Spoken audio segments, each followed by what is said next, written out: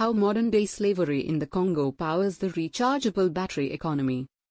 Smartphones, computers and electric vehicles may be emblems of the modern world, but, says Siddharth Kara, their rechargeable batteries are frequently powered by cobalt mined by workers laboring in slave-like conditions in the Democratic Republic of Congo.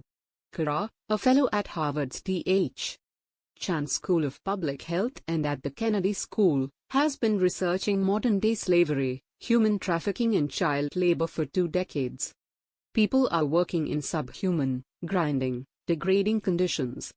They use pickaxes, shovels, stretches of rebar to hack and scrounge at the earth in trenches and pits and tunnels to gather cobalt and feed it up the formal supply chain.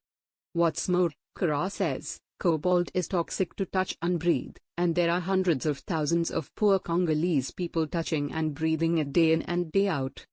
Cobalt is used in the manufacture of almost all lithium-ion rechargeable batteries used in the world today.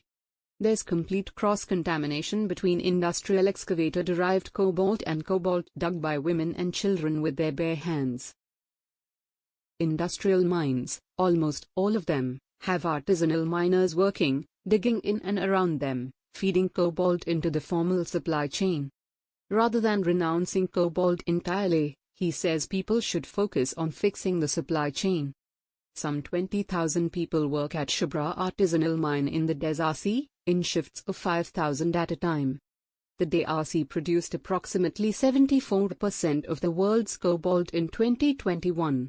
Technically, under the law, there should not be artisanal mining taking place in any industrial mine. And the reason is, it's a penny-wage way to boost production. When you put humans in a tight pit, and cram them with 10,000 other people and pay them a couple of dollars, so they'll produce thousands of tons of cobalt per year for almost no wages. Imagine an entire population of people who cannot survive without scrounging in hazardous conditions for $1 or $2 a day. The mines have taken over everything. So you have people with no alternative, no other source of income, no livelihood.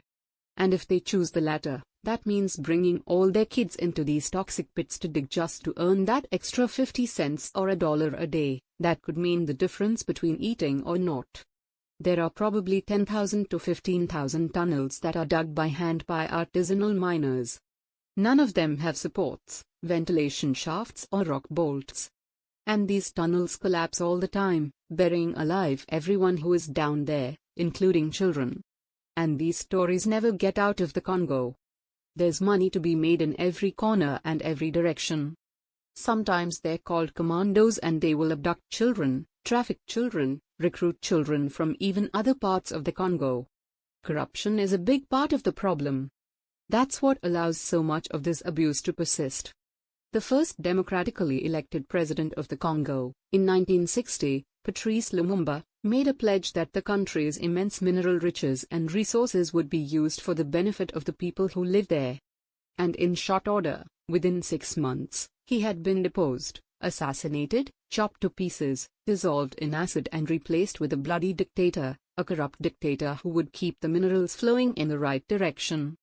How China came to own most of the industrial mines in the Congo. Before anyone knew what happened, Chinese companies had seized ownership of 15 of the 19 primary industrial copper-cobalt mining concessions.